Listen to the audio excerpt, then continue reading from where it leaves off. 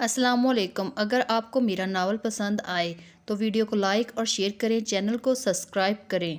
आज महाजबीन के कोठे पर इस लड़की की बोली लग रही थी जिसने सारी जिंदगी अपनी इज्जत और नामूस की हिफाजत की थी। सब तमाशाइयों की निगाहें आने वाली लड़की पर थी जिसका एक बाजू महाजबीन ने सख्ती से पकड़ा हुआ था। तबले और ढोलकी की आवाज़ आना बंद हो गई थी। इसने इसे घसीटते हुए दरमियान में लाकर खड़ा कर दिया।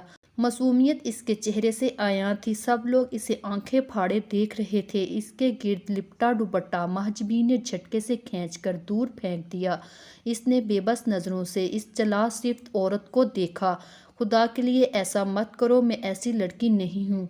आंसू ज़मीन पर गिर रहे थे मगर महजबीन ने अपनी उंगलियां इसके बाजू में प्योस कर दी। शुरू करें बोली। इसकी मकरू आवाज़ गूंजी। 2 लाख एक खरीदार की आवाज़ आई। 5 लाख, 7 लाख लोग बढ़ चढ़कर इसकी कीमत लगा रहे थे।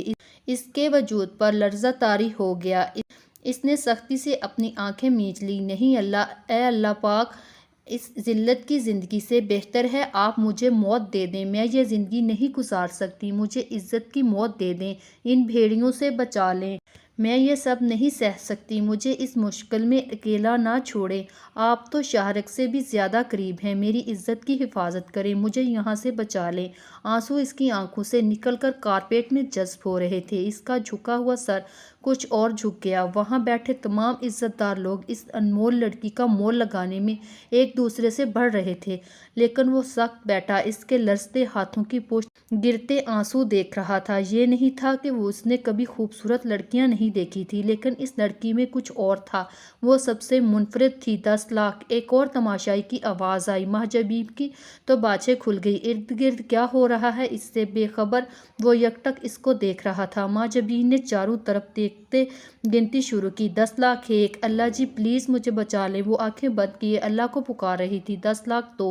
इसकी सांसें मद्धम होने लगी। नहीं अल्लाह नहीं, प्लीज़ नहीं। 50 लाख। सारे मजमे की खामोशी को इस शख्स की सर्द आवाज़ ने तोड़ा। 1000 बार कहा है जल्दी उठा करो। देर तक सोते रहने से बेबरकती होती है, मगर मजाल है जो ये तेरे कान पर जूं तक रेंग जाए। कोई ढोल भी पीटे तब भी तेरी आंख नहीं खुलती। पता नहीं कौन से घोड़े बेचकर सोती हो। कल से हरगिज़ नहीं उठाना। मैं चाहे सोती रहना दोपहर तक। लोगों की बेटियां होती हैं कि सारे का सारा घर संभाल लेती हैं। माओं को फिक्र नहीं होती और एक तुम हो सूरज सर पर आ जाए मगर तुम्हारी नींद नहीं टूटती। अम्मा हस्बे मामूल इसे डांट रही थी और वो चुपचाप डांट खाते हुए तेजी से नाश्ता कर रही थी।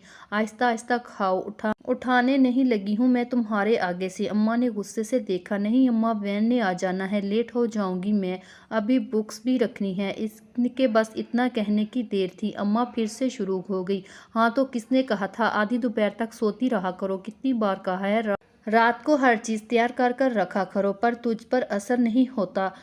तू कहती होगी माँ का क्या है, बोलती है तो बोलती रहे। एक तो नकम्मी कम थी कि 2 और मेरे घर में आ गई। अम्मा ने भाभियों को कमरे से बाहर आते हुए देखकर कहा। भाभी वहीं से मुंह बनाते हुए पलट गई। बस कर देना अम्मा, पक्का आइंदा जल्दी से उठूंगी। इसने माँ के गले में बाजू हुमाइल करते हुए प्यार से कहा। चल जल्दी तैयार हो जा, फिर शोर मचाती फिरेगी। माँ ने नाश्ते के बर्तन समेटते हुए कहा और फौरन से तैयार होने चल दी। वैन का विसल सुनते ही वो चादर उठाकर बाहर आई। अच्छा अम्मा, मैं जा रही हूँ, अपना ख्याल रखिएगा, अल्लाह हाफिज़। इसने गेट से बाहर निकलते हुए कहा। अल्लाह हाफिज़। माँ ने इस पर आयतल कुर्सी पढ़कर फूंकी। कुछ दिनों से इनका दिल खोल रहा था, जैसे कोई अनहोनी होने वाली हो। अजीब से वहम हर वक्त घेरे रखते थे। अदन जब तक घर से बाहर रहती इनका दिल मुख्तलिफ खदशात में घिरा रहता। अब इसे जाता देखकर इन्हें फिर से बेचैनी लग गई थी। अल्लाह की अमान में हो। उन्होंने एक बार फिर दूर जाती वैन को देखा। मोहम्मद आलम के सिर्फ 2 ही बेटे थे, नवाब आलम और मीर आलम। नवाब आलम जितने फरमाबरदार और सुलझे इंसान थे, मीर आलम इतने ही नाफरमान और शैतानी सिफ्त के हामिल थे। मिजाज में असमीन असमार का फ़र्क होने के बावजूद दोनों भाई एक दूसरे से मोहब्बत करते थे। इन दोनों की शादियों के बाद मोहम्मद आलम ने तमाम ज़मीन और जायदाद इनमें आधी आधी तकसीम कर दी थी। चुनाचा वो दोनों अपनी अपनी फैमिलीज़ के हमरा अलग घरों में शिफ्ट हो गए। नवाब आलम के 3 बच्चे थे, अब्दुल्ला, हैदर और अदद, जबकि मीर आलम के 4 बेटे थे। वो चारों ही आवारा सिफ्त और घटिया मशागल के दिलदार थे। नवाब आलम की जितनी कदर थी मीर आलम गांव की इतनी ही नापसंदीदा शख्सियत थे। आए दिन लड़ाई फसाद, ज़मीनी झगड़े और लोगों की बेटियों को बिलावजह तंग करना और बहुत सारी हरकतों की वजह से सिर्फ यही ख़ानदान होता था और इनकी गलत हरकतों की वजह से गाँव वालों ने मिलकर इन्हें गाँव से निकल जाने पर मजबूर कर दिया था। मीर आलम को धचका इस वक्त लगा जब पंचायत के इस फैसले में नवाब आलम भी शामिल थे। वो इस वक्त अपने तीनों दोस्तों के हमरा क्लब की सीढ़ियों पर बैठा विस्की के घूंट पे घूंट भर रहा था। अंदर चलना तो इधर ही बैठ गया। अहमद ने इसे सीढ़ियों पर बैठा देखकर कहा, नो आई एम ओके। इसने एक और घूंट भरकर कहा। इसकी आंखें आहिस्ता आहिस्ता सुर्ख हो रही थी, लेकिन नज़रें अब भी आने जाने वाले लोगों पर मस्कूर थी। वो चारों वहां आने वाले लोगों पर अपना अपना तबसरा करते हुए बेहंग कहके लगा रहे थे, फरा ने मेरा दिमाग चाट लिया है तेरा पूछ पूछ कर। अहमद ने दूसरी बोतल इसकी तरफ बढ़ाते हुए कहा, लीव हर जहर लगती हैं मुझे ऐसी लड़कियां। इसने दूसरी बोतल भी मुंह को लगा ली। तो तुझे शहद कौन सी लगती हैं ये भी बता दे, अरसलान ने बेढंग अंदाज में हंसते हुए पूछा, लेकिन दूसरी बोतल से सिर्फ चंद घूंट लेने के बाद ही वो जवाब देने से कासिर था। ये शहर की अमीर क्लास के बिगड़े हुए नवाबजादे थे, इन तमाम खूबियों से लबरेज जो अपर क्लास के इस टाइप के किसी भी लड़के में हो सकती हैं। इस वक्त वो नशे में धुत इर्द गिर्द से काफिल क्लब की सीढ़ियों पर गिरे पड़े थे। गुड मॉर्निंग एवरीवन, सॉरी मैं आज लेट हो गया। दाइम ने डाइनिंग टेबल की चेयर घसीटते हुए कहा, इट्स ओके बेटा, हम आदी हैं। तलाल अहमद की बात पर वो बतीसी निकालकर नाश्ते की तरफ मुतवज्जो हो गया। दाइम मुझे आज समिया की तरफ जाना है। कुछ देर बाद सारा ने कहा, तो चली जाए मम्मी, इसमें पूछने वाली कौन सी बात है। इसने लापरवाही से कहा, पूछ नहीं रही, मैं बता रही हूँ कि तुम भी मेरे साथ चलोगे। नेहा को शॉपिंग करवानी है, वो इतने दिनों से तुम इनकी तरफ नहीं गए, आखिर मंगेतर है वो तुम्हारी, कुछ तो ख्याल करो। ओ प्लीज़ मम्मा, यू नो मुझे इन फजूल कामों में कोई दिलचस्पी नहीं। मंगनी का मतलब ये तो नहीं कि मैं इसके पल्लू से लगकर बैठ जाऊँ। मेरी अपनी भी मसरूफियात हैं, ये काम आप ही को मुबारक हो। इसने बदतमीजी से जवाब दिया, जानती हूँ मैं अच्छे से तुम्हारी मसरूफियात को। उन्होंने दांत पीसे, वेरी गुड, ये तो बहुत अच्छी बात है। इसने अब भी पहले वाले अंदाज में कहा, जस्ट शट अप, तमीज़ से बात किया करो मेरे साथ। सारा का दिमाग घूम गया। कूल डाउन प्लीज़, क्या हो गया है आप दोनों को। तलाल अहमद जो नाश्ता करते हुए माँ बेटे की तकरार सुन रहे थे, एकदम से दरमियान में बोले, मुझे तो कुछ नहीं हुआ, आपके बेटे का ही दिमाग सातवें आसमान पर है, इसी से पूछें क्या हुआ है इसे। सारा ने गुस्से से कहा, मम्मी आप सुकून से बैठे, मैं उठकर ही चला जाता हूँ। वो चाय का कप टेबल पर पटक कर बाहर निकल गया। क्या करती हैं आप, बच्चा नहीं है अब, वो बड़ा हो चुका है, आहिस्ता आहिस्ता सीख जाएगा सब कुछ, हर वक्त इसके पीछे मत पड़ी रहा करें। तलाल ने तहम्मुल से इन्हें समझाया। तभी बाहर से गाड़ी स्टार्ट होने की आवाज़ आई। मैं भी यही कह रही थी, बच्चा नहीं है अब, वो स्टडीज़ कंप्लीट है। इस जानते भी हैं आप आजकल किन लोगों में बैठ रहा है, वो क्या मसरूफियत है इसकी। सारा ने परेशानी से तलाल साहब को देखा।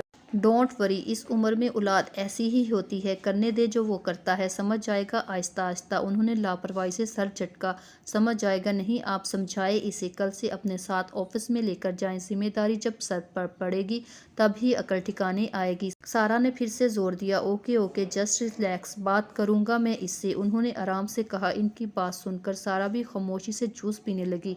शानजे, आज वो गाड़ी फिर हमारा पीछा कर रही थी। अदन ने तफशीश से शानजा को देखा। हाँ देखा था मैंने, यार हैरत वाली बात है, आखिर कौन है इतना फारग जो 2 माह से हमारी वैन का पीछा कर रहा है। ऐसी भी क्या दिलचस्पी, कोई बात है तो क्लियर करे, इस तरह पीछा करने की क्या तुक बनती है। शानजे ने भी परेशानी से कहा, हाँ ना, और तुम्हें तो पता है गाँव में छोटी सी बात का पतंगड़ बन जाता है, कोई देखेगा तो क्या सोचेगा। अदन की परेशानी किसी तौर पर कम नहीं हो रही थी। छोड़ो भी, अच्छा है ना हमें एक बॉडीगार्ड मिल गया, वो भी मुफ्त में। हाँ, हानिया की बात पर वो दोनों हंस पड़ी। छुट्टी के बाद भी जब वो सब वैन में आकर बैठी तो वैन के चलने के कुछ देर बाद ही कहीं से ग्रे करोला नमूदार हो गई। क्या मुसीबत है, इसे कोई और काम नहीं क्या। शानजे ने गुस्से से पीछे आती कार को देखा, दफा करो तुम, हमें क्या, वो जो मर्जी करे, हमारा पाबंद थोड़ी है वो। अंदर से तो अदन का भी दिल कांप रहा था, मगर बज़ाहिर इसने मजबूती से कहा। सबसे ज़्यादा टेंशन भी इसे ही थी कि इसका घर सबसे आखिर में आता है और वो कार अक्सर गांव से बाहर ही जाते मुड़ जाती थी, मगर बाज़ औक़ात वो अदन की वैन से उतरने के बाद ही वापस जाती। अब भी वो परेशानी से शीशे से बाहर नजर आने वाले दौड़ते मुनाजर को देख रही थी। अचानक वो कार बिल्कुल वैन के बराबर आ गई। इसने चौंक कर अंदर बैठे शख्स को देखा। وہ اس کی طرف دیکھ کر مسکرایا اور زن سے گاڑی آگے بگا گیا۔ اس کی صرف آنکھوں سے پتہ چلا کہ وہ مسکرایا ہے۔ آنکھوں کے علاوہ سارے چہرے پر ماسک تھا۔ کون ہو سکتا ہے یہ؟ اس کے مسکرانے پر وہ جی جان سے کانپ گئی۔ مزید ناولز کے لیے ہمارے چینل کو سبسکرائب کر لیں۔ اگر ویڈیو پسند آئی ہو تو ویڈیو کو لائک اور شیئر کریں، چینل کو سبسکرائب کریں۔ شکریہ۔